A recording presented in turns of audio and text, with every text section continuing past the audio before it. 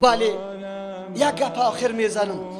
لعنت الله به او شخصی، لعنت الله به او شخص. شما آمین بگوید. لعنت الله به او شخصی که درسا و مراکز قرآن بسته میکنه با شیطانی خود، با دسیسه های خود،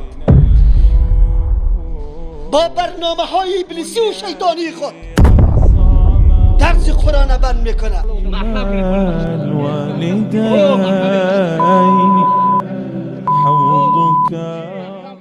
مردم ایره بدانی، شاید مرکز و درس قرآن بسته شود، ولی ایره یاد داشته باشی که در تاریخ زندگیت اتور لکره در عمل نامت زده ای که نخواد ششته شود. باز در پیش الله به هزاران دفعه توبه بکنی ولی قبول نشود.